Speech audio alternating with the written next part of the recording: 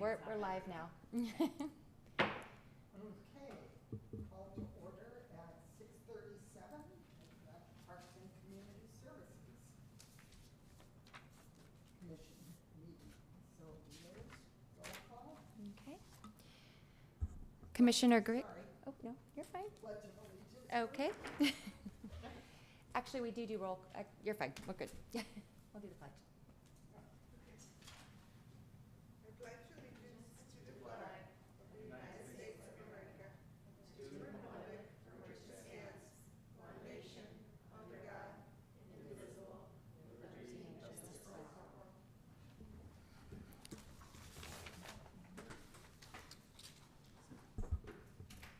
Chair, I don't mean to interrupt, but if you can turn your mic on and speak into the mic, please. Thank you.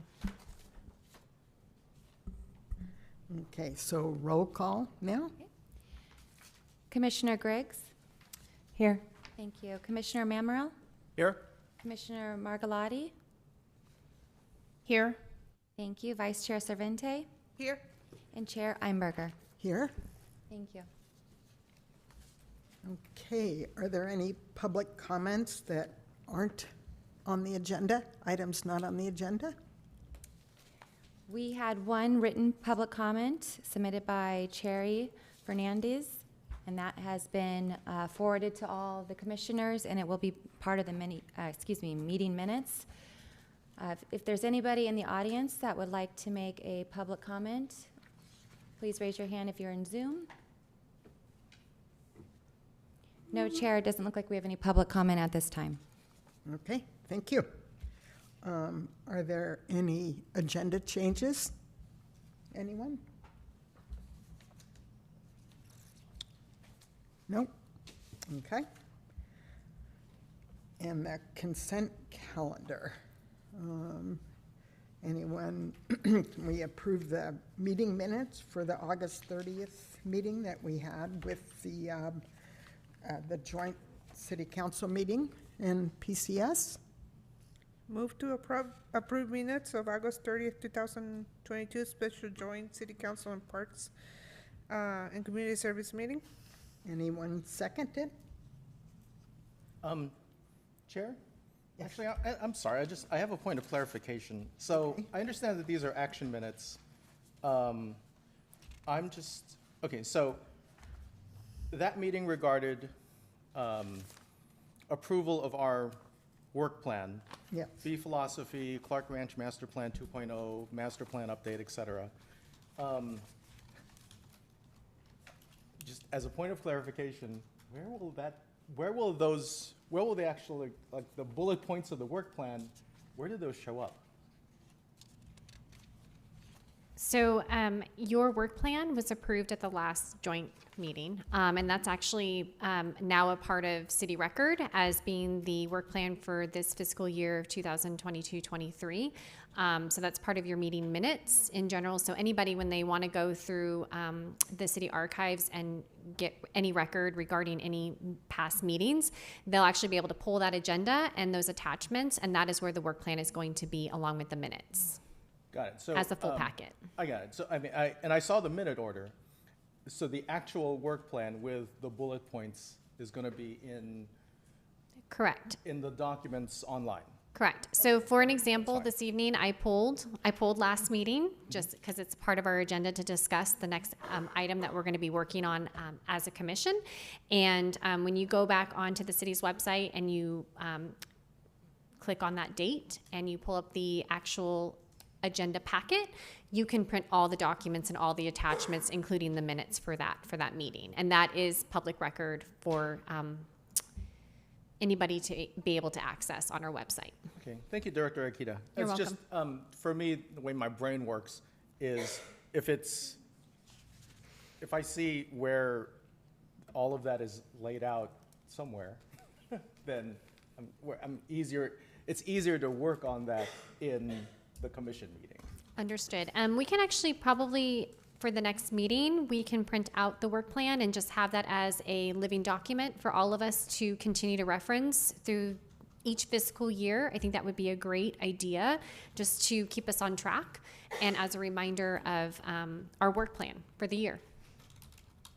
Thank you very much. And with that, I'll second Vice Chair Cervantes' motion. Okay, good.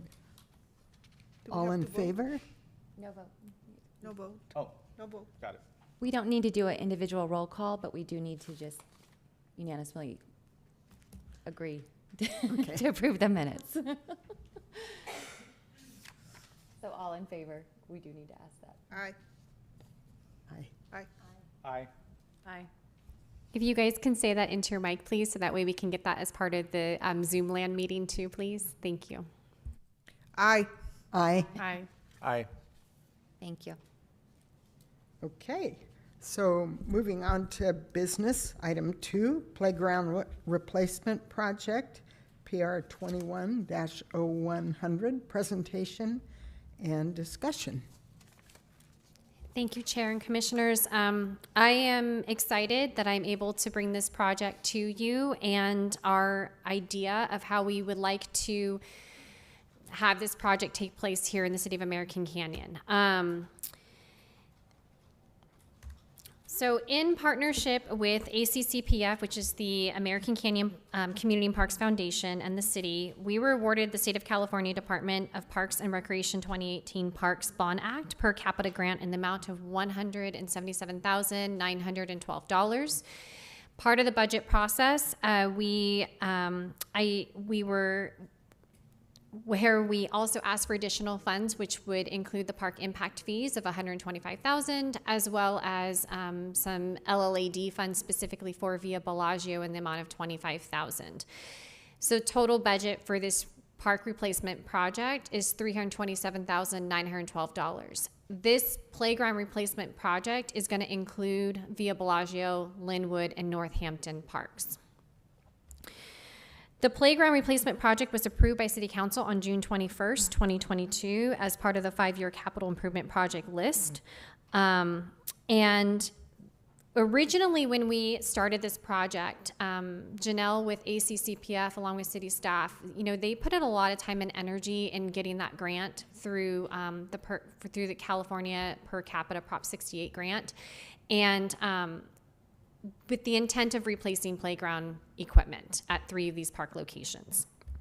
They were originally working with another company, and when this project was handed back over to the city, I reached out to them and we started a conversation of kind of what we wanted to see in those areas and what we could do with the idea of trying to create an universal play experience, all access play experience here in the city of American Canyon.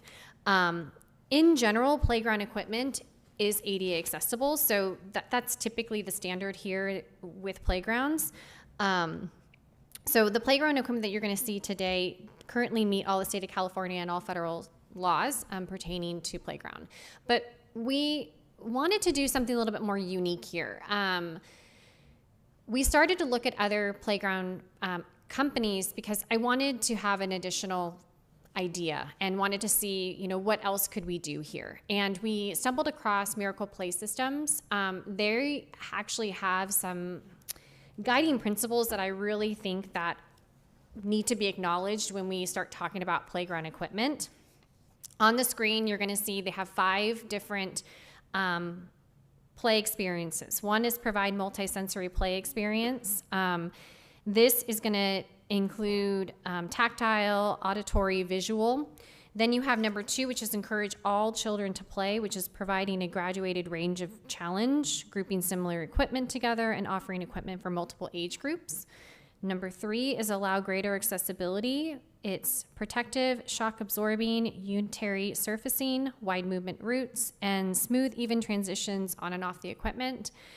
And number 4 ensures kids do not get overwhelmed. So that provides a safe place, cozy corners, places for individuals who may want that sensory break. And then you have create a welcoming social environment, which kind of, we're going to touch into that a little bit, but that's for onlooker play, parallel play, and associative play. The other guiding principle that we wanted to consider when we were doing this playground replacement project was also incorporating multisensory experiences. This is critical to every child's development and growth. This would include building connections in the brain's pathway, helping a child to complete more complex learning tasks, develop language skills, academic growth, fine and gross motor skills, enables children to practice social interaction, calms an overwhelmed, anxious, or frustrated child, and teaches children about different sensory cues like hot, cold, soft, rough, smooth. And then the last guiding principle that I wanted to touch on this evening is the types of social play that we're trying to encourage in these play experiences. And that's going to include solidarity play, which is pretty much exploring and discovering the new world. Children tend to play alone regardless of whether other children are in the same area. Children can engage in this type of play in many different areas through the playground. Then we have cooperative play. This is when children acquire the skills to interact together for the purpose of play. Seeking and listening skills are more developed so children can accommodate with each other. Children can share ideas and tell others what to do. Communication about play is critical, and it helps foster group play. And then parallel play is for children that want to play next to another child but don't necessarily want to engage with that child. And so we're trying to create a play experience that allows independent play. And then we have onlooker play, which allows children to learn from others. This is where you're going to see, like with children with climbers and things that are a little bit more, maybe a little bit more adventurous than they're typically used to, but it allows them to learn through other people. And then associative play, where children play independently, but they also do similar things as other kids. They begin to interact through talking, borrowing, and taking turns with the toys. So with Miracle Play Systems, with those guiding principles, we received a lot of feedback when it came to these projects. It's easy to sit here and think that, the original concept was, okay, we're going to replace playground equipment. But we wanted to be thoughtful in that approach. It's easy just to bring in a company and just say, okay, we'll just provide something similar. And that would just be an easy project. But after receiving public comment at city council meetings, as well as interacting with community members and getting direct comments from our council on asking city staff to do something more, this is where we started to really become creative in creating experiences here in American Canyon. And when I say experiences, when you start looking at these, with each of these parks, you're gonna notice a theme. You're gonna notice that there's a lot of creative thought that was put into this. We really use these guiding principles as a way of structuring what type of equipment we wanted to have at each park. It's not just play equipment. We wanted to include music. We wanted to include sensory. We wanted to include cozy places. We wanted to make sure that it was inclusive, universal, all access. So those were kind of the things that we really wanted to focus on with receiving feedback directly from city council, as well as public comment from community members and interacting with community members, asking them, what do you want to see here? So this is a different concept. We're creating experiences of all access universal play here in the city of American Canyon, and I'm going to get started with that. So, Linwood Park, this is one of the parks that was identified. It's a smaller pocket park. It's right behind the Adult Activity Center, and it's not a very big footprint. This playground in particular, so we have two projects that have been identified by the city as the 5-year per capita project list. One is the playground, and the other is going to be down the road in the next 5 years, where we're going to address the other areas of opportunity where we can look at the hill and creative, looking at trying to reimagine that park, of adding a shade structure and picnic areas and getting rid of that. There's a hill there. So we've really kind of just really thought about this, of how can we make this more than what it is. So right now we're going to focus on the playground. We have the current playground that's there, and then the swing area. Those two would come out. And we would create, it's called a mini city playground. So what you're going to see here on the screen is you have your mini city playground for 2 to 5 years old. You're going to have your mini city community helper play structure, a mini truck. You're going to have music. You're going to have a larger rope obstacle course, which is going to be for the older kids, because you want to kind of incorporate different types of play for all ages. And the type of surface that we're going to have here is you're going to have a mixture of rubber surface as well as like an engineered wood fiber or sand. So in the first corner, down, bottom right, that's going to be the rubber surface. That's where you're going to have your music and your car and your mini city with the bongo drums. And then where the swings are currently at, that's where you're going to have your ropes course. This is the concept of what it would look like. It's a lot larger than the pictures. The mini community, if you put things into perspective, you go back to this page, the red play equipment, that is how big it is. So it's fairly large and decent size. And we also needed to consider that we have fall zones that we need to be cognizant of. We can't put certain equipment in certain fall zones, and certain equipment can't overlap in those fall zones. So we had to really, again, maximize that space because we don't have a very large space to be working with the type of equipment we've decided. So this is Linwood Park. You're going to have the community helper, you're going to have the car, you're going to have the music, you're going to have the ropes course. The one thing that I really am enjoying about this park is it's not just for toddlers. You're going to be able to have all different types of play. You're going to be able to foster imaginative play and allow kids kind of to use that space and really just maneuver independently in that area. The surface in this area where the community helper is a rubbered surface. So it's that pour in place. So it is allows for all access universal experience, because anybody who may be in a who may need assistance can easily maneuver on that platform. So the cost of Linwood Park is roughly about $114,000. That does include freight and tax. Again, it meets all the 5 elements of the guiding principles that we've already identified. It encourages all types of social play, encourages multi-sensory play, and all access and universal play. The pictures here are actual pictures of the equipment that's going to be out there. I wanted to make sure that you could see what's going to be in this park and kind of really get a sense of how we're going to transform that space. The next park is going to be Via Bellagio. Now this park has an interesting footprint. It has the 2 circles, and really what we were trying to do here, again, it's an experience. So I call this my bug park. It's probably by far my favorite park. In circle number 1, you're going to have play experience for children 2 to 12 years of age. They're going to have 2 spring riders, a Lily Dolly swing, and the Lily Dolly swing is where you can have multiple kids sit on the swing and swing together. And then in circle 2, you're going to have play experience for 5 to 12 years of age with multiple playground equipment and play elements. And as you can see, you also have the caterpillar, like that, you can climb on that. You have multiple slides, you have multiple climbers, pods to be able to hop from one thing to next. And then we wanted to try to tie those 2 circles together, so we created some play experience in between the circles on the concrete. And that's where you're going to get your sensory and your music, and just allow this kind of free, organic play with kids of going back and forth and really incorporating the entire playground into one play experience. So here's the concept for that playground. Again, you're going to have your towered traditional playground equipment. You're going to have the caterpillar and the bug theme, the music and the sensory, and the climbers, all the things that, again, we're hitting with this playground, all the 5 elements. And roughly this part comes at about $162,000.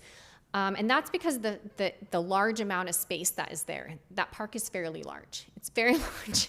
And we didn't want it to look undone. We wanted it to look like we wanted people to, again, make this a destination, make it a place where people wanted to go. I know I hear a lot about people loving Shenandoah. I want them to love Via Bellagio. I want them to love Linwood.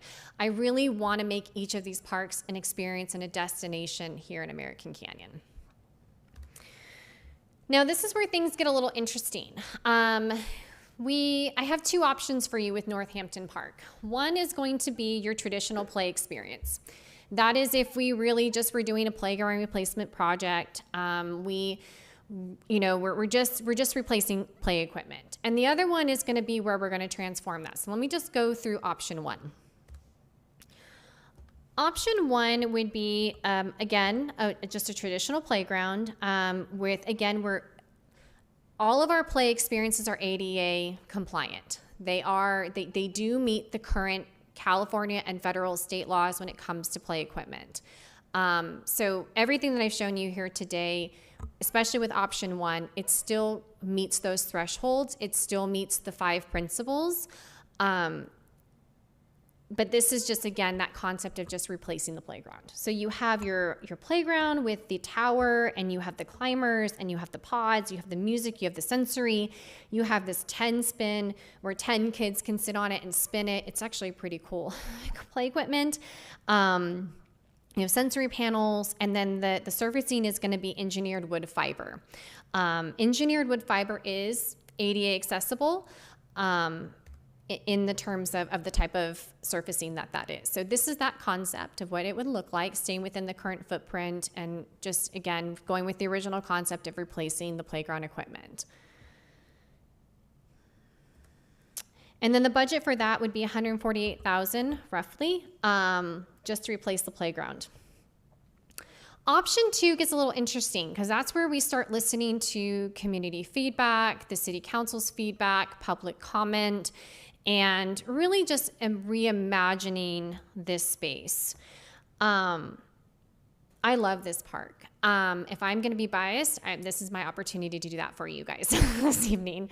After speaking with some of our community members, one who is in the audience right now, I really wanted to get her perspective of what all access universal play experience means for a parent who has a child who is in a wheelchair. I think that's important to understand that not all play looks the same, but allowing any child to be able to go out there and play independently with other children and make their own experience of it is really something that we need to be cognizant of. And this playground, with her help, we were able to create something truly magical. This playground is truly universal all access. You have a ramp system. You have 3 ramps, if you notice from the picture. Ramp from the sidewalk, which is flush with the concrete. Ramp all the way up to the first tower with multiple sensory and music elements, and then a ramp up to the second tower, again with more elements. So you have play experience not only on the ground, but also on the playground itself. The ground is engineered, it is pour in place, which is that rubbered surface. So again, we're allowing that independent play. We are creating an environment for all children to be able to play together. This project is encroaching outside of the current footprint of Northampton, and the reason for that is because the fall zone of this play structure requires that, and the equipment cannot, the fall zones cannot overlap. They have to be separated. So this would require us to expand that footprint to be able to accommodate the multiple play equipment that we have here. So off to the left-hand corner, that is actually called an inclusive whirl. That is where you can physically roll a child who is in a wheelchair onto that and you can spin. It's a pretty cool piece of equipment. So the concept of this park looks like this. You have your ramps, you have your play equipment, you have your universal whirl, you have your play equipment on the ground, you have the pour in place to be able to to be able to accommodate the type of equipment that's currently out there and to enhance the type of play that we're trying to create here. This playground is over budget, naturally, because the most expensive part of this playground is the ramping system. And that's okay. We have the funds to be able to support this. I double checked our funding source. We have park impact fees that can easily accommodate this adjustment or change if we were to go with this option. And so we can do this if this is the direction we want to go this evening. So just to put things into perspective, Oh, I'm sorry. I forgot one more thing. And then we have our shade structure. This was an add-on at the end where we got some feedback where they wanted to create some shade at Northampton Park. This is an 18 by 18 hip canopy that would go over the current table that is out there. And it's about $25,000 to be able to do that there. So to put things into perspective, we have option 1, which would still be a little bit over budget. In the upwards, we would need to be able to pull $139,000. I did throw some contingency in there because you just never know when it comes to construction of what you're gonna find when you pull equipment out and you start building again. And then option 2 is with the with Northampton number 2, the ramped playground, as well as the shade structure itself. And that's roughly over budget, about $380,000. But again, per the staff report, we already have projects that are identified for this year, and that in the where $915,000 has been allocated. We have a remaining balance of $766,000. So if we were to either go with option 1, that could easily be covered by the park impact fees, as well as option 2. So this evening, I'm going to pass it on to you if you guys have any questions about the equipment or, ideas. So thank you so much. I just have I have more than one question, but a quick question to start. When you talk about did you talk about fall zones? What exactly is that? So each play equipment has, depending on the height of the equipment or the type of equipment, it has a specific fall zone that you have to accommodate to allow that kid, if they were to fall off and not fall on another piece of equipment or into another area that they could potentially be harmed by. So that's the fall zones. Okay, that's what I thought.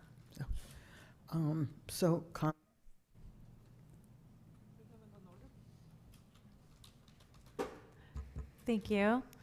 Thank you, Director Akita, for that wonderful presentation. I'm excited that some of our playgrounds are going to get replaced and refreshed. I have friends in the community that have in-home daycare centers, and they really enjoy taking the kids to the various parks around the community. So I know that the kids in our community really love being able to go to the parks and the different parks that we offer. And how there's a variety of those parks. I do think that we're missing accessible, truly, not just accessible, not just meeting federal guidelines, ADA accessible, but truly inclusive parks, because just because you can wheel a wheelchair up to the edge of the park doesn't mean that you can actually get to the equipment or play with anything. So I think we are missing that component for sure. I live within walking distance of Shenandoah and Canyon Oaks and walk by both of them almost every single day. And I see many kids enjoying the equipment. And I am excited as well about the surfacing, because the playgrounds that still have bark are highly problematic for many reasons. So that would eliminate that from Via Bellagio and from Northampton. And I think Linwood is also still bark. So Via Bellagio would still stay engineered wood fiber. The 2 parks that we're proposing this evening, Linwood would have the rubber surfacing in the mini city area, and then engineered wood fiber underneath the rope course.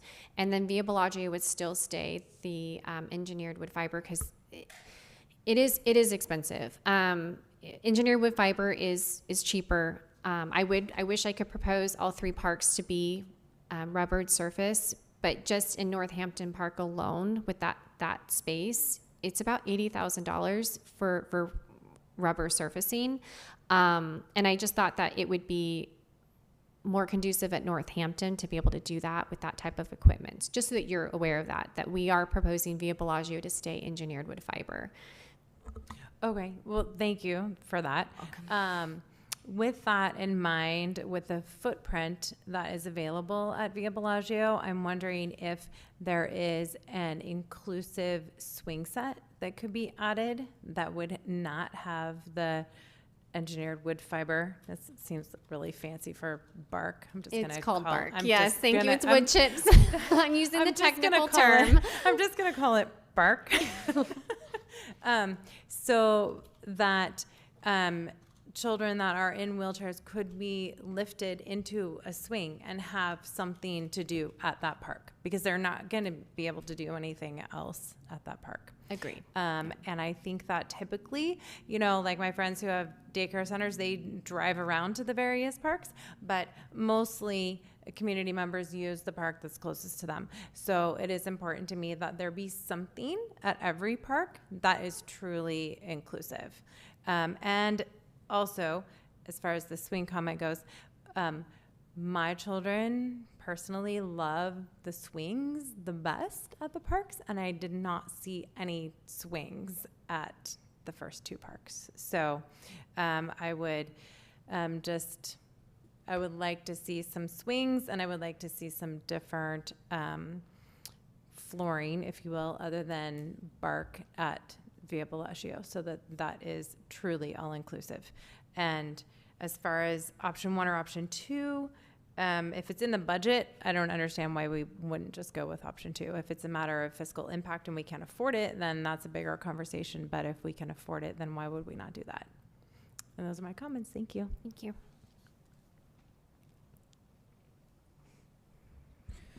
Thank you so much. Great presentation. I want to really thank you for listening to the community input and the shows. I also agree with Commissioner Griggs that swings are, a favor of my family too. In fact, my son came and talked to City Council during the pandemic because the swings at Veterans Park were broken for almost a year. So it took a lot of public comment and emails, and he came and did his public comment, and finally the swings got fixed. So they're a favor of, even middle schoolers, they love them. Let's see. The first comment I have is Linwood Park. We were told that it was a park that didn't get too much use in the past. The former director, at some point, the idea of getting rid of that park was going around. So I'm just, I'm curious of why you picked that park. Does it get use? And if it doesn't get used that much, what is the staff going to do to encourage the park use? Well, so thank you, Karina, or Vice Chair. I apologize. It's okay. I would actually beg to differ. I think that park is important. It's an important amenity to this community. It's important to that neighborhood that backs up to that park. So I would actually argue that this is, I think, a perfect example of revitalizing that area and creating a truly magical space for that portion of town, and especially those homeowners that live there. Again, back to Commissioner Griggs's comment, people go to the closest parks to their home, especially families with small children. And really the idea here is to create a magical experience for that community. I wasn't part of the per capita grant project. I'm not quite sure why. I can see why it was chosen. It needs a refreshing. I believe we went with the parks that have the oldest equipment, and really just trying to address that first. And that's part of this grant, is to replace playground equipment at parks that have old equipment. And again, it's easy to just come in and just plop a playground in. That's easy. I could have done that, but I looked at it from a mom's perspective. I looked at it from a community member's perspective. What can we have there? I hear so much positivity about Shenandoah Park, but that's on the other side of town. What can we do here for toddlers? What can we do on this side of town for toddlers that families don't have to drive to and get in their car to? Creating that space and revitalizing that space, I think that portion of town deserves that, and that's really why that's why I really did try to be thoughtful in the type of equipment that was put there, and especially within the space of what type of experience can we provide here on this side of town for that community. So what is the staff going to do to encourage that park usage? I think the playground is going to speak for itself. I really do. I think we have some big plans for that area. It does need some TLC. This is one step of two. Once we get the playground done, we are going to be looking at that playground as a whole. There are some challenges that we do need to address. I would really envision the active adult community center being able to use that park. Right now, it's really difficult for those seniors to get to that park because of the path, the accessibility. It's not easy. There's that hill. I don't know why that hill is there, but it really is a barrier. It's a barrier to allow multiple use. And so I'm working with the Public Works Director and our Maintenance Utilities Director and really just, again, trying to reimagine that space and create access to that park so that way not only the neighbor can use it, but also the Adult Activity Center can use it. Wonderful. I think Via Villaggio looks amazing.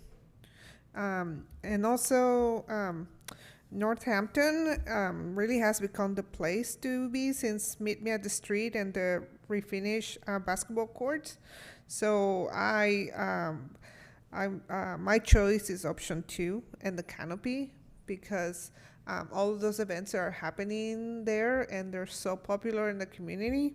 That's a perfect addition, and having a larger playground, it just is more conducive for the amount of people that are attending the events and the usage of the basketball courts. Also, I wanted to pick your brain on what is the timeline for the rest of the playgrounds in AC to be refurbished. Maybe it doesn't have to be tonight, but in one of our future meetings, would like to hear that to see what to look forward. Absolutely. Thank you. You're welcome. All right. So I love option 2. I wish my kids were little, so not really, but I wish they could have experienced this, because we would drive up to Napa to Playground Fantastico when it was there, and it was definitely like a really fun experience, and I love going to parks that were like that and offer that, so that's wonderful. Definitely option 2. I had just a question, so just to clarify, additional funds needed, both this park impact fee fund, so everything, there's no restrictions, the additional funds needed could be pulled from that, there's no other there's no other gaps as far as fundraising would be, so that's there. We're always open to fundraising. Right, but as far as, I mean, the money, there's money in there for that purpose. Correct, yes. And that is So- the city's park impact. Yes. So typically when development is built here in the city of American Canyon, those developers pay a park impact fee. That they can either pay the fee directly or they are required to create some sort of park experience in that development. So that's how park impact fees are generated. Park impact fees are typically used to add additional park amenities, they're not typically used for deferred maintenance. You have to be able to justify that you're expanding that park experience. That is why park impact fees are generated in general. We're able to use it in these projects because we are expanding the play experience. We're not just replacing playground equipment. Each park, we're enhancing that playground equipment. So typically right now we have about, at the beginning of the year, before the 5-year capital improvement projects were approved by City Council, we started off at $1.6 million. We have identified $915,000 towards projects that are supposed to be done in this fiscal year. So by June 30th, I have several projects on the plate. So that's what that 915 includes. It also is including the skateboard park, just so you guys are aware. So the 915 is including the skateboard park. So leaving a remaining balance of $766,000. Part of that 915 is the 327 that we've already identified as this playground replacement project. So that's kind of already built in there. If we were to go with option one, we would reduce that balance to 627. So again, it's $139,000 with just option one, Northampton Park. If we go with option two, we would reduce that balance down to 387. Don't be alarmed. We have additional building that is going on, and the city has identified additional revenue being generated this fiscal year in the estimates of about 1.7 million. We are anticipating that this fund will be replenished at the end of this fiscal year. That is an estimate. Yeah, well, definitely seems like it's there for that use. And if there's additional funds there, I know, there's other desires for like the public comment as far as bathrooms Yes. at different locations or Yes. regularly cleaned porta potties at locations or whatever it is that it might be. So I'm glad to know that there'll be additional funds there so that other things can be looked at. So sounds great. Seems like there's no option two looks amazing. That would be, Thank you. thank you.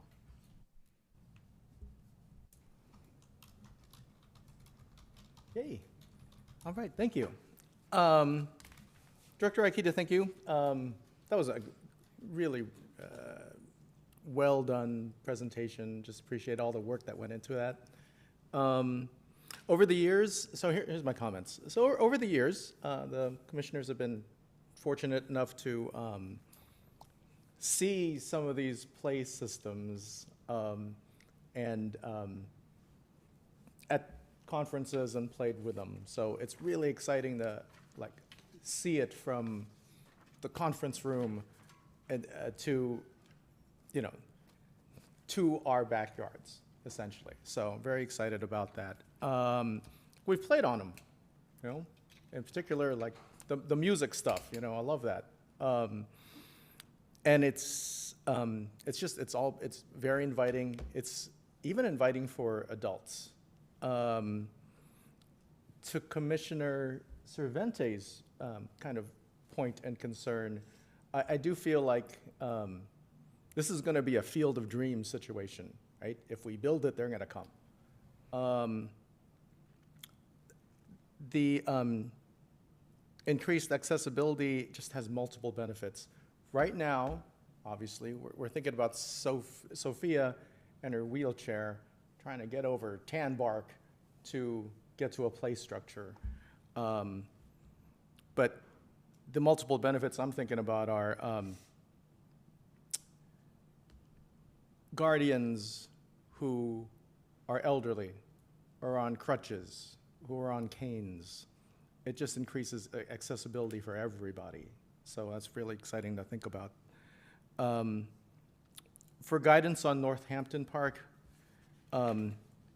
between one or two, yes, the more the more accessible but more expensive option is very attractive. I would add in that Meet Me in the Street that happens every summer arguably makes that park, the most visible American Canyon park to the larger community, since there are thousands of people that end up in that area every summer for the past few years. Let me put the devil's advocate hat on, though. Money.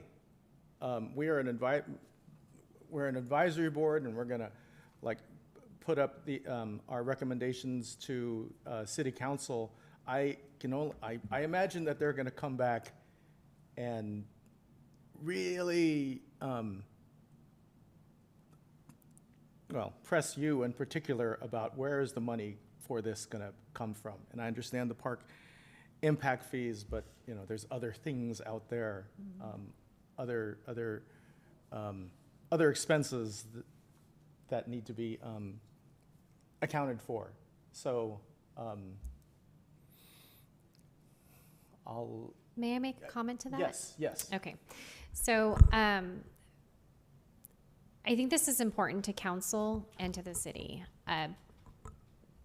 From me starting and taking this project, when it was originally told it was a playground replacement project. We're just replacing playground.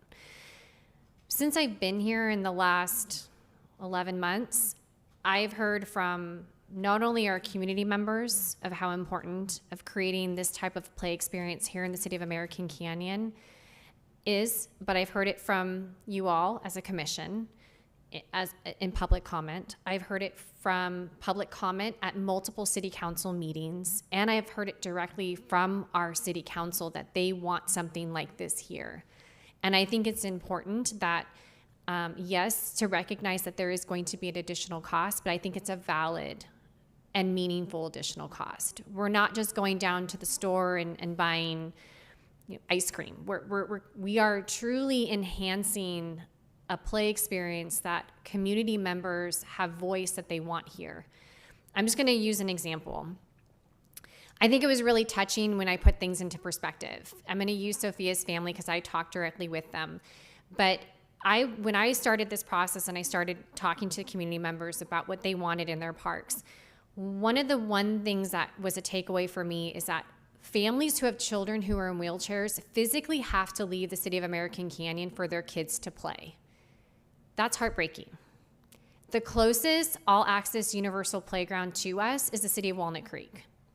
Or you can go to Moraga, or you can go to Alameda. Those are the three closest universal all-access playgrounds where a child who depends on a wheelchair can play with their friends and not have to have this concept of getting past the barriers that we have identified as being ADA accessible. Yes, they are. But when you're reimagining and rethinking about what these kids and what the barriers truly are, we're really creating something special here in the city, and I think it's monumental. I think it's going to be a regional draw. Like our open space is regional. I think our playground's going to be regional. And I think our community members here deserve that. And I am about 99% sure that City Council will get behind this because of the direction that I've received and how this project has evolved from the moment I got it to where we are today. Okay. Thank you, Director Akita. That's very encouraging to hear. So what I'm hearing is any potential feedback from City Council, and they're entitled to do that. It might not be as big as it is in my head. I think they're going to be concerned in general because they have to be physically responsible for the city. But I think again, this isn't. This has been a thoughtful process and a process where we've heard from multiple community members that they want to see this here, and I think that's important that we deliver that to them. And I think they are going to, they're going to have to think through it and discuss it. But I think overall, I think this is the direction they wanted us to go, and they get to make that choice and that decision if they want to spend that money or not. Right. I think what we've provided tonight, and I'm eager also to hear from Sophia and Sophie also later on tonight, are the advocacy points that will help them make a decision. And my last point is, we do this. What a message we send.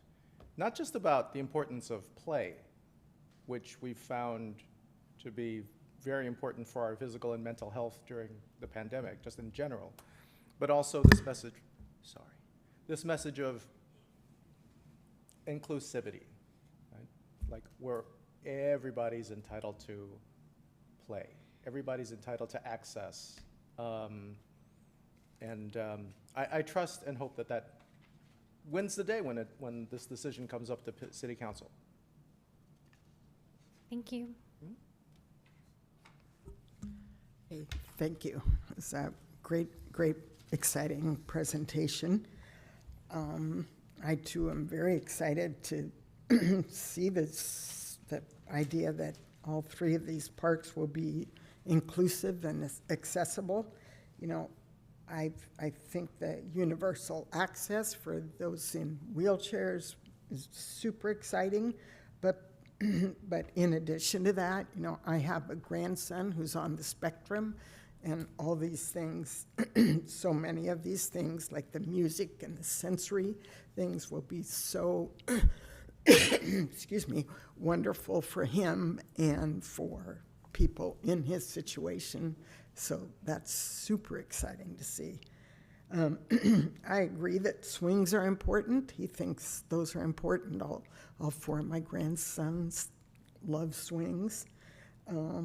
I like the idea of using Linwood Park, the Adult Activities Center. You know, I've always thought that something needed to be done behind there. So for me, this is really exciting. I think it will be exciting for the older adults and for their families as they come. So I think that's great.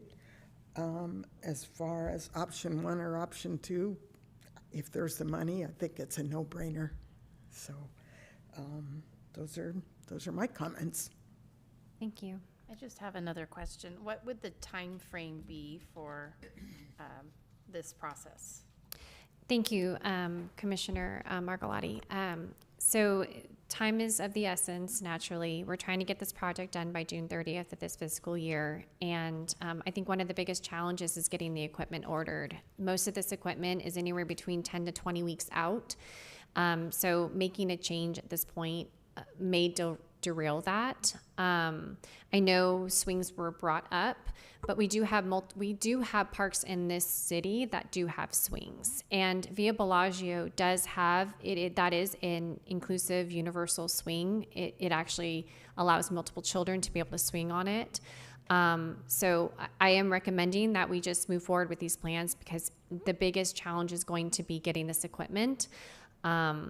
So that way we can start and complete this project within this fiscal year. Can I comment about that? Yes. So, working in the medical field, I understand supply and demand. It is a problem. But because this is such a big project, I would like to see it be done correctly from the start and not added on or planned to be added on and then it never happens. Because the parks that do have swings, they're traditional swings. And if you have a child that is paralyzed from the waist down, you can't sit them in a regular swing and swing them.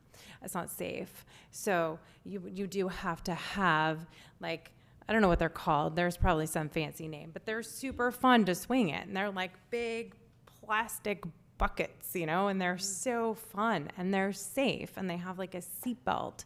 And if we're going to do this, it's just my personal opinion that we need to include that. Understood. Well, I have to agree.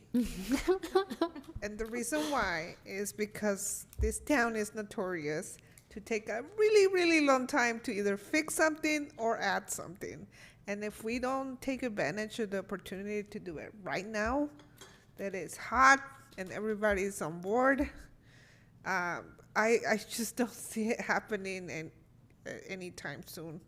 And yeah, it just will make it that much better. It's already a great, like I said, you showed us an amazing presentation.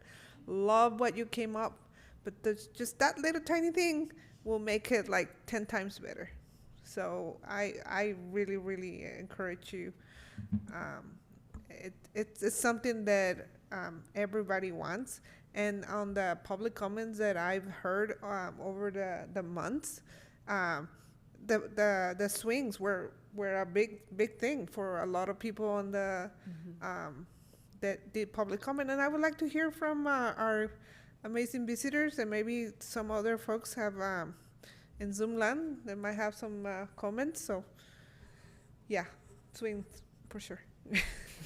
Could that be an add-on rather than a change? It would have to be a change, because based off of, when you look at Via Bellagio, if we go back, I think this is a good opportunity to kind of look at the footprint and the fall zones and everything, because we do need to be aware of that. And you're right, this is the time. If you want to see something, I can look into it.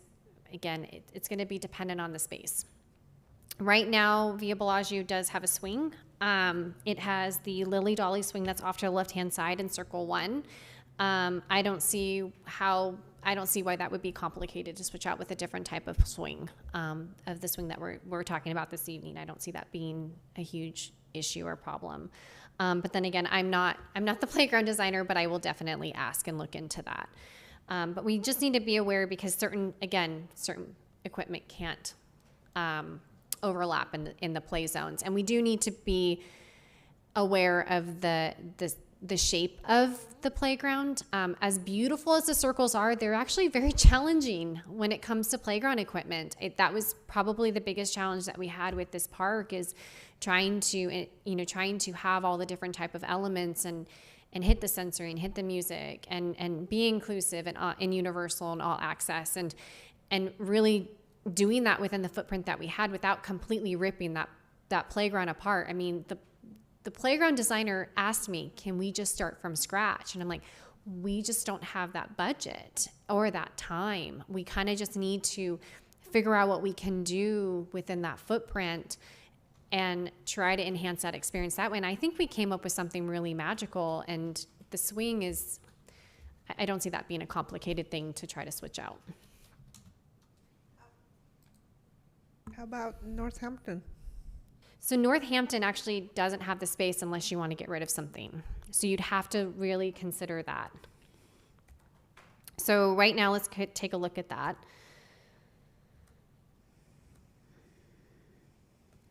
So if you look at the current footprint right now, it just doesn't have the space. So if you want to add a swing there, you're going to have to take something out.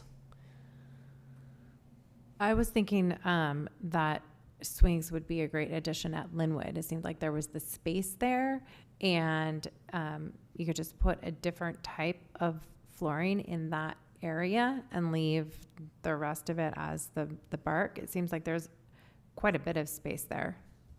So for Linwood, are you talking about where the ropes course is? No, I'm talking about all the acres of grass. Going beyond the footprint. Yes, I understand that park is a little bit larger than the footprint that we're currently talking about. But again, going back to sticking within the footprint that we have here as well, to encroach beyond that, we're talking major construction costs, and we just don't have the budget for that. If we wanted to add swings or something, we would want to look at different play elements of what was provided to you this evening. Actually, I would like to have clarification. I've heard today that Linwood, it's a really tough area to get to from the perspective of the folks at the senior center. Wouldn't that be a really tough area to go up and on a wheelchair? Or is there accessibility to get to the playground? So technically right now it is accessible. However, we've noticed that there are some challenges that we want to address. This project does not address those challenges. Right. That is going to be another project that we've identified in the capital improvement 5-year plan, where we have identified where we do want to improve the trail system from the parking lot into the playground, from the pocket park cul-de-sac into the playground. We have identified that there's some opportunity to enhance getting into that park, but that's not part of this project. And right now, as it stands, it's still accessible. Because if it's not going to be accessible, then why put an accessible swing in there if people that have children that have wheelchairs cannot get to the swings there? That doesn't make sense to me. So I'd rather have it put in the Via larger one, because it's truly accessible, correct? So Via Bellagio is going to be the wood chips. So wood chips are considered ADA accessible. If you talk to somebody who has a mobility device, it can be difficult to navigate. But again, we had a limited amount of funding that we're trying to spread across 3 parks, and we need to be realistic with that. We don't have unlimited funding. I wish we did. We can easily spend $1 million at each park, but we just don't have that funding. We really need to be thoughtful and try to sprinkle as much universal and inclusive play that we can at each of these parks that were identified as part of this grant. Vice Chair Cervente, you talked about, what is the future of our parks? I think this is the future of our parks. We look at each park, we identify what we want to do there and try to develop a realistic budget so we can get it done. Our job here today is to get this done, right? And try to make it as inclusive and accessible as we can with the money that we have provided. I am going out on a limb and asking City Council to go beyond the budget that was identified for this project in the upwards of $350,000. That's a lot of money. And when we start talking about adding different elements in different areas and encroaching, that's going to be more money. There are construction costs.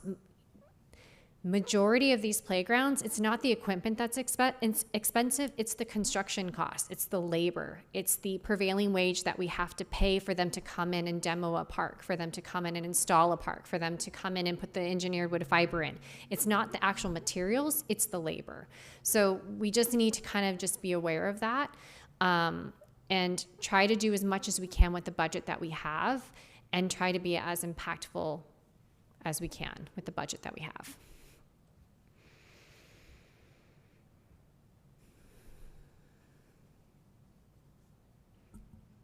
Any other comments?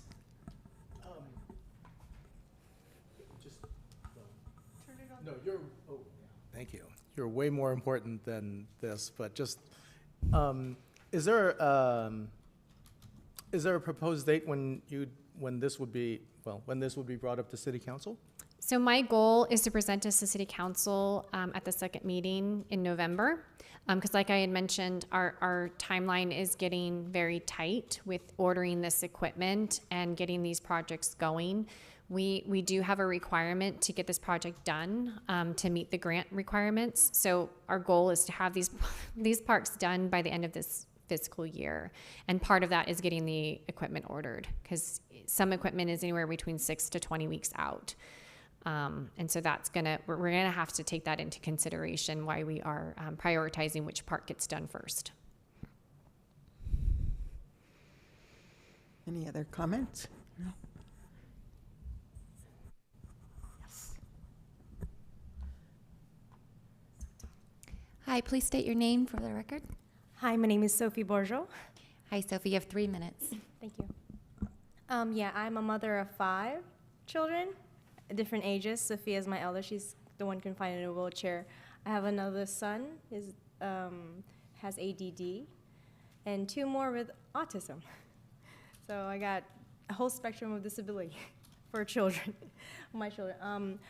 Right now, we love the park that was, presented, especially option 2. We're not really concerned much for the swings, because if we put one swing on one park, then we'll lose one whole park accessible for children. I get that is a thing for other people, but in reality, I prefer a whole 3 park with wheelchair accessible, and in the future, we can just add on swings.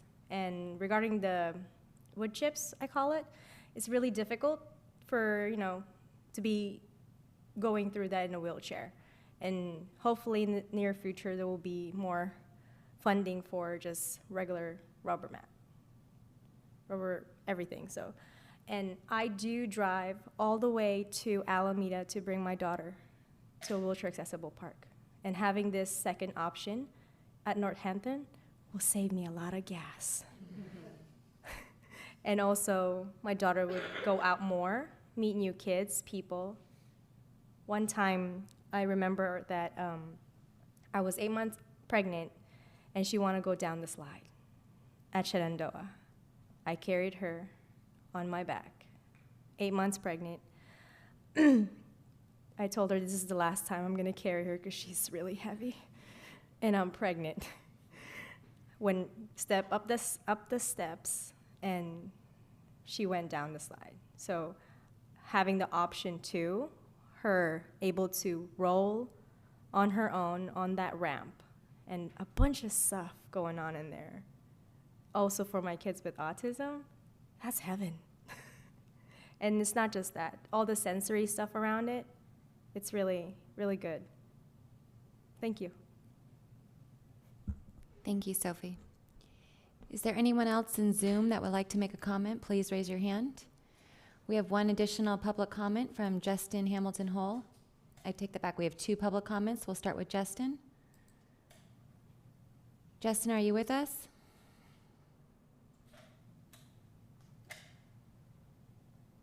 Justin?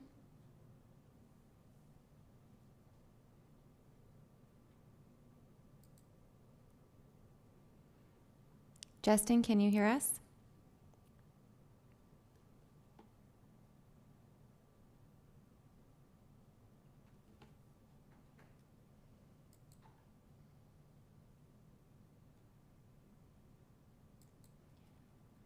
We'll go ahead and come back to Justin.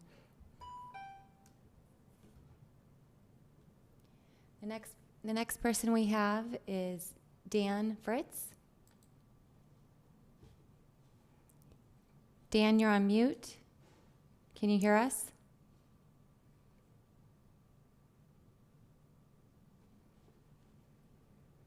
Yeah, looks like we're having some technical issues.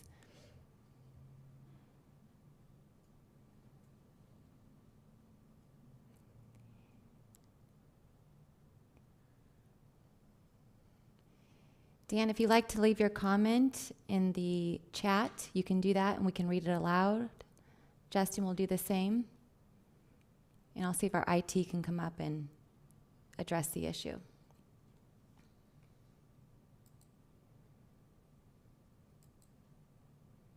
See if I can maybe make them.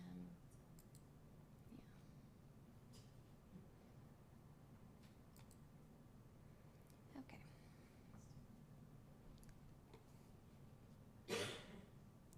Looks like our IT is trying to get on the computer. Chair, if you'd like to move along, I'll let you know if public comment can be opened.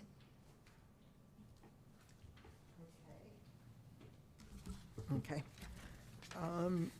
So the next order of business is to discuss the Parks and Community Service Commission's work plan for fiscal year 22-23.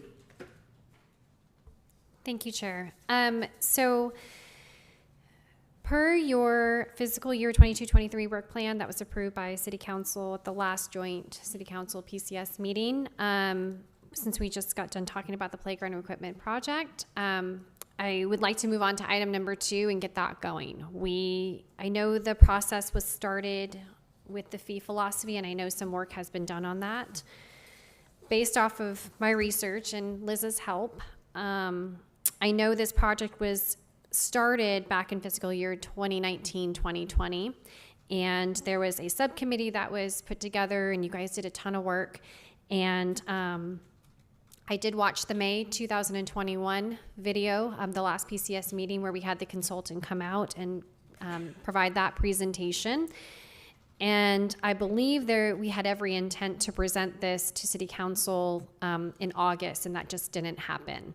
So what I'm proposing at this time, since you are dealing with a new director in this role, is bringing that consultant back in November at our November meeting, allowing them to present where we are at or where we left off, and really just identifying if what was left off is what we want to present. And if we're comfortable with that information, or if we have any additional changes or comments that we want to talk about, really develop what that's going to look like, what our next steps are going to be. I do have a goal, and I would hope that this goal would fit with what we want to do. Is I would like to get this done within this fiscal year and have some direction. I'm envisioning that we would have a fee philosophy, we would have a master fee schedule that would be adopted and approved by City Council, and we would have just the structure in place that our staff need. I think right now we do a lot of things, and we don't we charge certain services, but it may not be at market rate or what we could be charging for those services. Staffing costs have gone up just like everybody else. Program costs go up, equipment, supplies, all of that. So just making sure, again, that we're not outpricing ourselves, but we're charging appropriately, so that way we can stay relevant with the times. And when we talk about deferred maintenance, that we actually are using that money and we can allocate that money to the things that we need to get done here. And charging appropriately to different things that contribute to utilizing that space. So that way we have the money to be able to address the things that we want to later on. So that's my recommendation, and that's kind of where I think I would be comfortable at starting with this project so I can get acclimated of what we're doing. I would really like to see the presentation that was presented by the consultant. I know a lot of work was done, and I just want to make sure that the work that we did do is still relevant, or if we need to make any changes or any recommendations or suggestions before we present it to council. Thank you. I think that makes sense. No? Okay. I'm looking for your guys' comments. That's just my recommendation. But Yep. Makes sense. Yeah, good. Yeah, I I agree. think it sounds like a good idea. Yeah. I think we all need a refreshment after COVID anyway. Right? Yes, completely agree. That's a great starting point. Chair Einberger and I were on the fee philosophy subcommittee. And if I recall, in my mind, where we were left hanging with that whole project was if the fee philosophy and that structure is adopted, how will our fees change? So I think some guidance for the consultant would be, if it's possible, would be this. Hey, consultant, please take a look at our current fee structure and how would it look? How would that fee structure look like? I.e., how much would it take? How much money would we charge for renting a park for a day if we adopted this fee philosophy? I think that was kind of the missing piece in it for me years ago. agreed. I mean, I would think that part of this process would not only be to establish, what I know the consultant talked a lot about subsidy and what's going to be subsidized and what is the percentage of that subsidy, but aligning our fees with the types of programs and services that we provide and comparing them just to outside cities right now, there is some room there's some opportunity to increase those fees to accurately cover our staff costs. I think that's our biggest challenge right now, is making sure our program fees cover our staff costs. And which programs are going to be subsidized, right? Like what are we going to recommend to city council of, okay, this program is going to cost X amount of dollars. It's going to have zero subsidy. It's going to be revenue generating, but it's going to offset these programs over here that we know that traditionally need to be subsidized. We want to keep the fees low because they're on a fixed income or because this is a life-saving skill. I think that needs to be part of the conversation that I'm just not caught up to speed with. And then recognizing that our fees, it may take years to get them to what we want to get them to. And we need to be aware of that. I don't want to come in and say, okay, well, our park fees, we'll use that as an example because I know across the bridge where I live, a park rental for the day is $150. We charge $50. It's great. It's great for our residents, but we do have staff that work on the weekend. That $50 doesn't cover the staff costs. We have direct staff costs that help book that event or that rental. We have deferred maintenance at those parks that I think that a portion of that fee should be allocated to fix issues or problems in the future. Like if we need to replace a picnic table, how are we doing that? What is our plan to address that? That needs to be part of the conversation too. And having a thoughtful and incremental approach, I think is going to be really important, especially to city council, because they want to be sensitive to our fees and make it affordable for this community. We don't want to outprice ourselves. The last thing I want to do is provide programs and services at a rate where they are expensive. People will leave here and go across town to do that experience. That's not our goal here. Our goal is to be thoughtful in this experience, find areas where we know we can charge more because it's not a community service. It's not a life-saving skill. It's a nice to have versus somebody who's on a fixed income. We're providing that essential service to those members. So that, I think that needs to be part of the conversations too, Commissioner. Yeah, yes. Oh, shoot. Ooh, completely agreed. The whole analysis was a very sophisticated way to explain the eventuality that we're going to have to charge more for certain things because there's a formula for public good. And there will be pushback. We need to prepare ourselves for that. Agreed. And I want to just kind of comment on that. What I got from the consultant was an actual consultant presentation. It was not a presentation that I would give to the public nor to council. I felt it was too complex. It did not address anything that we were trying to do. I understood it because I live and breathe that world. But for the normal day-to-day person where you're trying to sell this idea of yearly increases on programs and services, we need to justify that. I mean, I'm a parent. I know what things cost. It's expensive. I have 3 kids in sports programs, and making it affordable for working families or even families who live just above the poverty line who don't qualify for assistance. We need to be aware of that, and making sure that our fees are not too high, they're competitive, and we can present that to council so that way they can make an informed decision as well. And our public too, because the last thing we want to do is have a presentation that has these really big words that people just have no idea what's going on, and we're just shooting ourselves in the foot. Simple is better sometimes.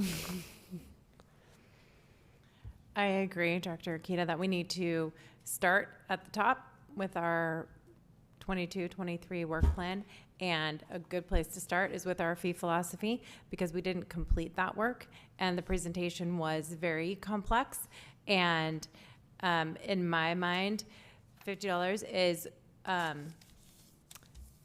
relatively cheap in the big scheme of things to rent a park space to have a party. And having thrown a few birthday parties at my house for my girls growing up, if I'm gonna rent a bounce house and have people in my house, I have to clean, I have to rent the bounce house, I have to clean when they leave, and I have to prepare all the food. Now it's gonna cost me around $400 or $500. If I rent a park space for $150, now they have a beautiful brand new playground that they play at, so I do not have to rent a bounce house, and I use the barbecue grill that's at the picnic space to grill hot dogs, and I don't have to clean my house. So as far as like, you know, that to me is a good way to present it to the community. And like, if we're going to spend $707,000 to refurbish 3 parks and make them beautiful places that draw people from our community and outside our community to visit and play at, then those rentable spaces then become that much more of a draw. And then people understand kind of what they're paying for. They're paying for what we just spent $707,000 on. And the money doesn't grow on trees, and we have to pay our staff, and we have to make it market value. And I don't think that $50 rental is necessarily current market value. I think if I were to go rent a picnic space in Napa, that it might be a little bit more than that.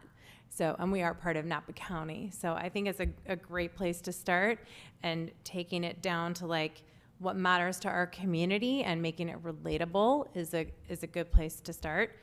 And with regard to the subcommittees, I don't know if any of them are still going on or not, but we had an awful lot of them. And my opinion about subcommittees is that there's only 5 of us, and we really don't need them at all anymore, ever again. That's my opinion. Okay, moving right along. So management and staff reports. Thank you. Okay. Or Liz, did we get public comment figured out? Let's try it. Sorry, Chair. I just want to make sure that we get that Oh, taken care okay. of. Hi, Justin, are you with us?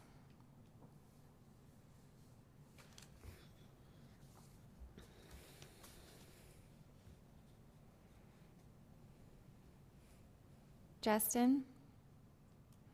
Yeah, we're still not getting the feed on our side. IT is actively working on it, so hopefully Okay. we'll have a resolution soon.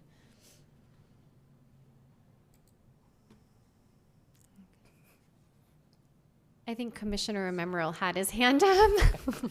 So, sorry. So point of clarification, the business item was discuss the Parks and Community Services Commission work plan. We discussed the fee philosophy portion of that, but there were other parts. The Clark Ranch Master Plan 2.0, the Master Plan update. Will we be addressing those tonight as well? So not this evening. So when your work plan was presented to City Council at that joint special meeting, we had described that we were going to take this work plan in segments and increments, addressing the first 2 items within the first half of the fiscal year and the next 2 items in the second half of the fiscal year. So that is my plan. The reason behind that is I want to get things done. We have a lot of things that are out there that are on my to-do list. And on our to-do list, and I would just like to get this done before we move on to something else and really focus on this. And I think the best way to do that is approach each item as we go. And I know the Clark Ranch Master Plan and probably the Parks and Community Services Master Plan could be something that we can work on at the same time. But at this time, I would really like to focus on the fee philosophy and get it done. Yeah. Also echoing Commissioner Griggs, we can do this stuff as a commission. We don't have to parcel this out to subcommittees anymore. Completely agree. We have a history of that, our work getting lost in that format.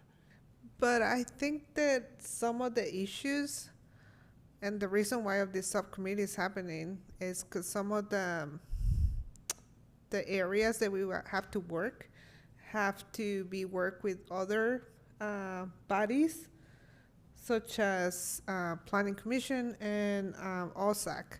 So I think that's the reason of it. And if I don't mean to, disrespect those bodies, but if we are gonna do it all together, then we have 20 people in this, and so that's the reason behind the ad hoc committees. So don't forget about that. It's not just about us. It's Yeah, like the Clark Ranch one that you and I served on. Yeah, Clark Ranch. It's an open space. Work as well as ours. So it's not just us. So we have to be mindful of that aspect too. That's a good point, Commissioner Cervante. I'm wondering if we couldn't just work and make a recommendation as 3 separate committees, and then that's what gets presented to council, and then council makes a decision about that. And just to kind of add some color to this, I know with this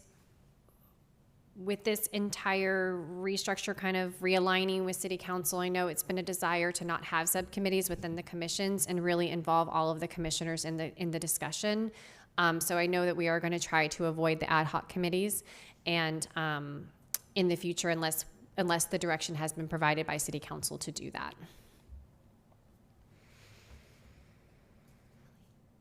IT has a solution, but we're going to shut off the audio and restart it. So it'll just take a minute or 2. Okay. Do you want to do that intermission? It won't take that long. We just need to. I'm going to restart the mics. It'll just take a minute. Okay.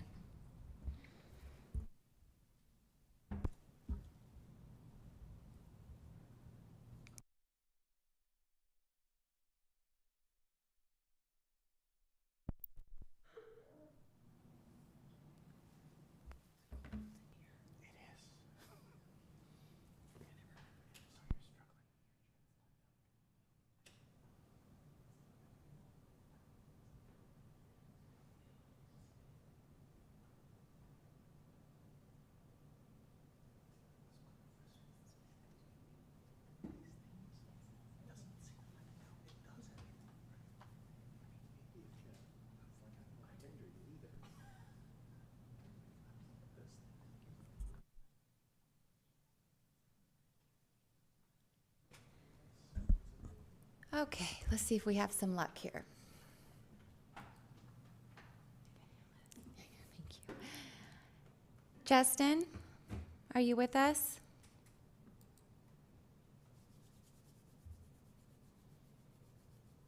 Looks like he's muted. Justin, would you still like to make a public comment? Is everybody hear me? Yay! Thank you for your patience, Justin. You have 3 minutes to make your public comment. Thank you, Liz.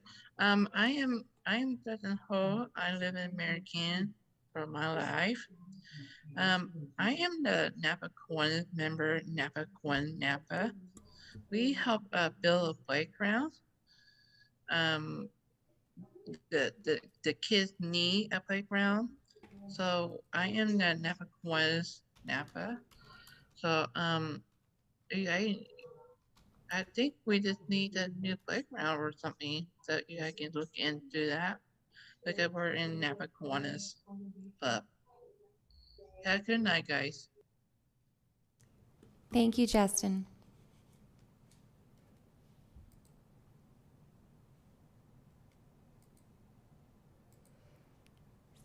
Dan, would you like to make a public comment?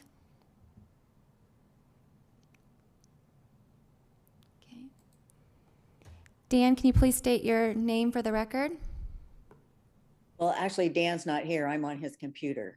This is Karen. That's why we ask. Can you please state your name for the record, please? Karen Fritz. Thank you. Hi, Karen, you have 3 minutes. Just real quick, you guys are talking about the plans for the refurbishing of the parks and improving them for all the children to use and everything. And then you're talking about the canopy over there at Northampton. And in the picture, it looks like it's a canvas canopy. Is that correct? Yes, that's correct.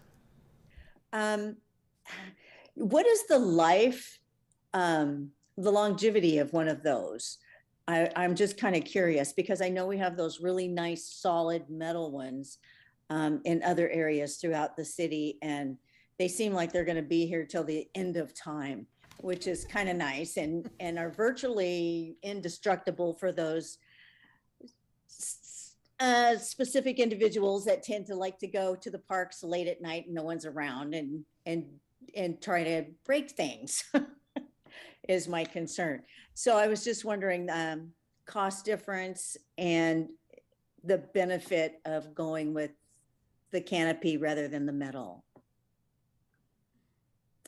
That's pretty much my question. Thank you. Okay, thank you, Karen. So naturally cost is going to be a little bit of a challenge here. Our original budget for this project was $327,000. It's kind of evolved since then. And part of option 2 is including a shade structure at Northampton Park. The permanent shade structures that you're seeing at some of our parks, yes, they're the metal. They don't have the fabric or the canvas type topping, but they are significantly more expensive, in the upwards of $60,000, if not more. So we decided to try and enhance that experience, trying to bring shade to that park, be thoughtful and mindful of our budget. And the hip shade canopy that we provided this evening, it actually has a pretty good longevity. I talked to a vendor recently, and the way that they stitch them now, they last pretty long. Most things in general will have maintenance tied to it, and it has a life. But a lot of these do have warranties, and I believe this canopy in itself, I'm not going to say how many years because I need to look into that to see exactly what the lifespan is, but it's a pretty durable canopy that we would be providing there that would be able to withstand all different types of weather elements here in the city of American Canyon. And we think that this would be a great addition within the budget that we have provided this evening. Director, can I add to that? If anyone wants to go see the canvas canopy, they can go to Veterans Park, to the dog park. That canopy has been there for many years and is looking good still. So you're right. They do last longer now. Yes, thank you, Karina. That's a great point. Most organizations, they are moving in this direction because the way that they stitch them now, it's a double stitching, and it's a thicker type material that can withstand all different weather elements.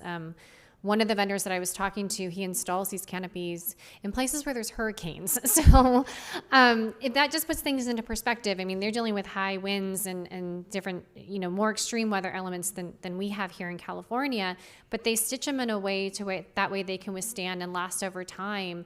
And with the idea that hopefully we won't have to replace them. I mean, this is an alternative to the traditional shade structures that we have seen in majority of our parks. But again, trying to create a shade element there within the budget that was provided. We're already asking for additional funds and just trying to be mindful again. How can we create this experience and be mindful of our budget? This was our goal here. Is there anybody else in Zoom that would like to make a public comment? Please raise your hand. Chair, I do not see any more public comments at this time. Okay, thanks, Liz. Okay, so moving on to management and staff reports.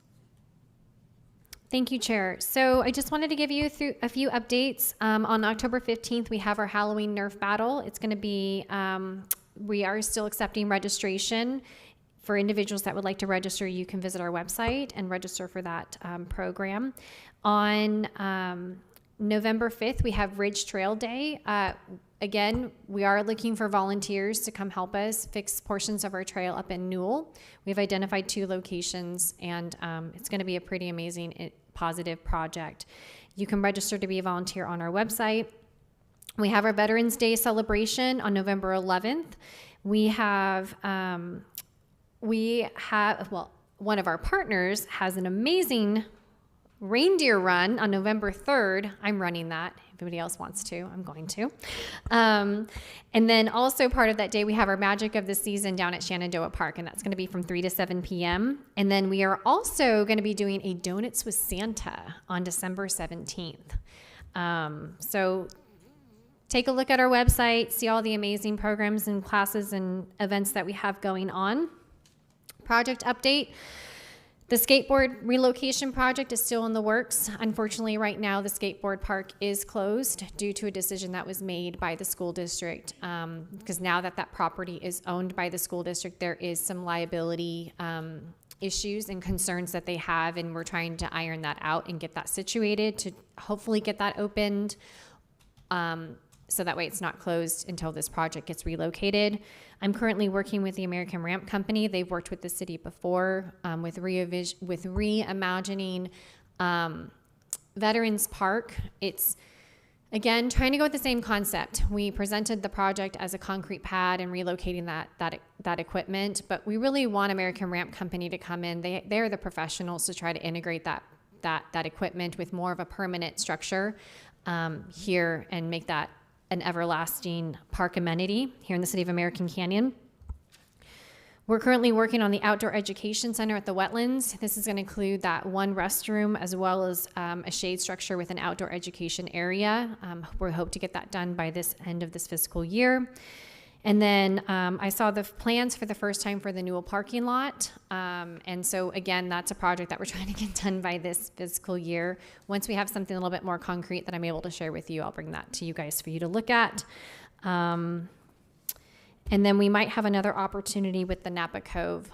We have a parcel of property that we are working with the contractor right now to create a park for that area. So that's kind of in the works as well. So just wanted to give you guys those updates and let you know everything that's going on in the Parks and Rec world. Thank you. Thank you. So commissioner comments and future items for consideration. So I see that Commissioner Mammerl has a report. Okay. Well, the first is the pumpkin path. We partnered with the city. The city provided shades and tables and chairs, and even partnered with ACCPF. And they had their coffee morning at the same time. So we are continuing. The nonprofits in town are continuing their collaborations, partnerships with others, and it's wonderful. It really is bearing fruit. The Pumpkin Path, I think it speaks for itself. Go out there and check out the really cool pumpkin artwork by our residents. It will be there throughout October. The second item that I'd put in was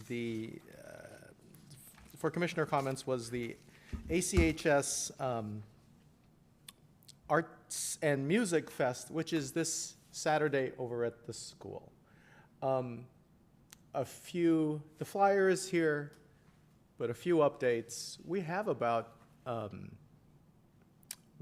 60 different art exhibits, varying from photography to ceramics to paper mache.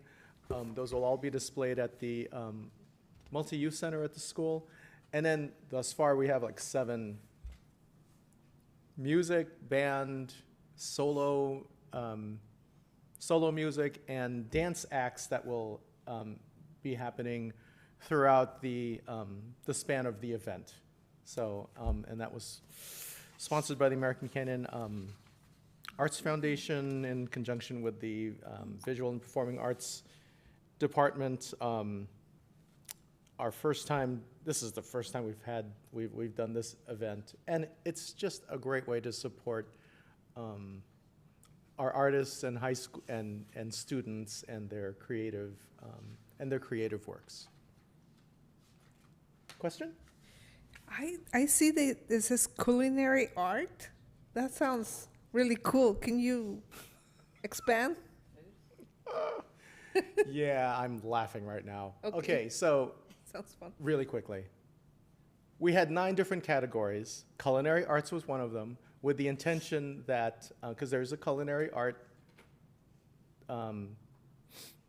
class at ACHS. So the intention was, hey, bring in, we'd hope somebody would enter in some cool culinary art thing, project or exhibit.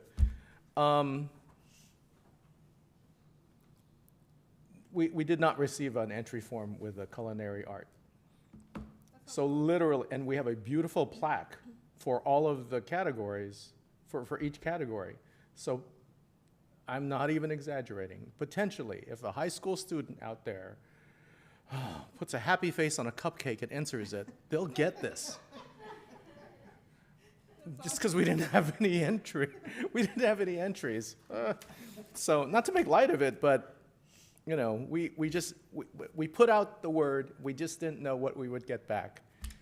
We got a ton of photography entries, ton of ceramics, good number of the live performances, but culinary arts, and then prose and poetry, we got zippo. Just Well, saying. it looks like it's gonna be a lot of fun. I'm hoping to swing by. Thank you. Somebody last minute puts in a cupcake. We'll cheer for the cupcake. Yeah, it could happen. Thank you, Commissioner Cementi. Okay, Or Vice Chair. thank you. Commissioner Margolati? I just want to clarify. Are we, in general, is this just as is in record for other people to refer to, or are we supposed to report on what we've submitted? Like what, I 'cause I know think- there was the new process, so I wasn't sure. So technically, thank you, Commissioner Margolotti, for bringing that up. So technically, your submitted reports don't need to be repeated here. If you have like a last minute update, then this would be the time to do that. But anything that you submitted it's going to be in the part of the official agenda packet in the minutes of this meeting. All right, thank you. Just an update then. The Audubon Society beginning, whatever it was, Solano, Napa. I can't read. That's a good thing I submitted. Anyway, it's November 5th. That would be the update because it was date to be determined at that time, and it was the Napa Solano Audubon Society beginning birding class that's partnering with ACCPF. So that is on November 5th. So that would be the update. So thank you. May I ask a question? I wasn't aware that we were supposed to send, might have happened the day that I was, well, Commissioner Griggs and I were at the open house at the middle school. Was that the day that you decided to start this? So an email went out. It was a short notice. So I'm not expecting you all to abide by this new rule that we're trying to do this evening. And I knew that, we were going to have a little bit of a, grace period. But the goal is moving forward. It's just, again, to try to streamline our meetings, align with what the city council process, and submit any updates that you have with any other organizations or nonprofits that you serve, to provide that into that comment sheet that was emailed to you before each meeting. Thank you. You're welcome. I haven't read it yet, so I will, I promise. But so here are my announcements, I guess. There's the Veterans Day Art Contest done by the American Canyon Troop Support and American Canyon Arts Foundation. I don't know if Commissioner Mamarol wants to talk a little more about it, or? Go for it. Okay. So it's open. Hold on, I need to have reading issues in my old age. The year's theme is honor, and there's 3 categories based on age: 5 to 12, 13 to 18, and 19 and over. The artwork needs to be submitted to the Parks and Rec, and there's a flyer on the American Canyon Middle School Facebook and Instagram pages, and also on the Facebook American Canyon Troop Support, where they can see all the rules. Also, the American Canyon Holiday Program that is sponsored by the Family Resource Center of American Canyon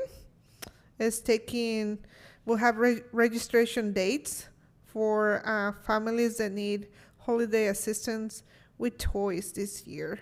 The logo is "Every Kid Deserves a Toy."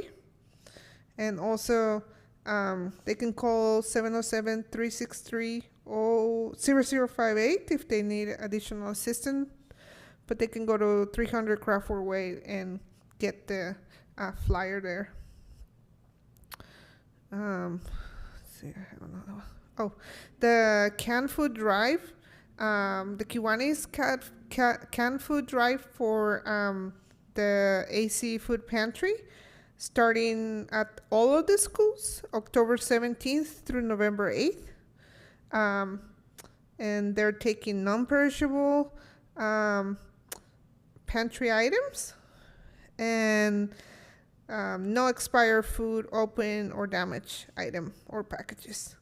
They can bring the donations to the schools. All the schools will have barrels and boxes so they can easily be transported.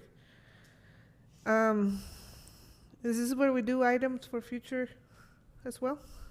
Okay. I have a lot of stuff, sorry. That's what happens when you miss meetings. I would like to ask the director for future consideration for Community Park 1. That park is being used year-round by the football league, the youth football league, and also Little League baseball. And the grass area is not groomed, and it's filled with holes. There's a lot of gophers there, I think. Also, the porta potty is destroyed in one lock and probably needs to be replaced.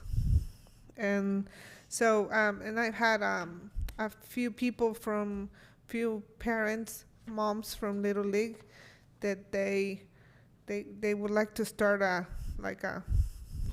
some signature rally or something for the city to start putting more effort into that park, because it is used year round, and it's dangerous for the kids, and also the older kids at Little League are using that park, and they're participating with cities from around the Bay Area. And one of the moms told me it's really embarrassing to have people out of town come to this park. It's really in a bad shape. So if we can somehow put it in the agenda and see how we can fix it. Thank you. I'm gonna comment to that because I would agree with you.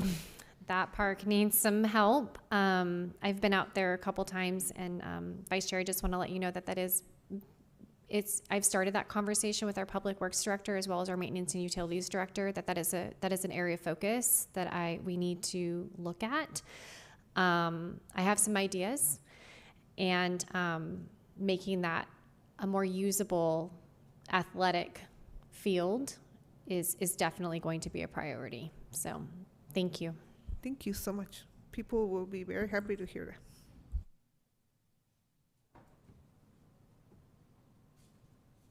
Okay, I just have one item. Spirit Horse Therapeutic Riding Center of the Bay Area out at Wetlands Edge and Eucalyptus is having a Halloween party on October 29th from 2 to 4 p.m. Registration is required at www.spirithorsebayarea.org, but you won't pay until you get there, and it's just $20 for riders and $5 for non-riders. There's going to be horse rides. There's going to be games with prizes. There's going to be like a scavenger hunt with candy buckets, so they can kind of do a little scavenger hunt, trick-or-treat trail. There's going to be hay rides. There's going to be pumpkin painting. The petting zoo is going to be open. There's going to be a photo booth, music, and then Riley's food truck will be out there. So other than paying for the horse rides, it would just be the purchase from Riley's food truck, and then we're going to have a bake sale, but everything else is free. Costumes are encouraged. Okay, Seroptimus has a couple events coming up on November 9th. We're having a sex trafficking awareness workshop. We'll have 2 survivors and someone from the Monarch House and someone from the DA's office. I'm not sure who else, but that's open to the public, and it'll be at the World Marine Clubhouse at 6:30. And then on December 15th at the Adult Activity Center, we're going to have an intergenerational holiday party in conjunction with the city. So that'll be fun. December 15th is the intergenerational party, and November 9th is the sex trafficking awareness. That's all I have. I just have an item for future consideration. Honorary commissioner appointment or applications. I'm not sure if that's gone out to the counselors or where we're at with that.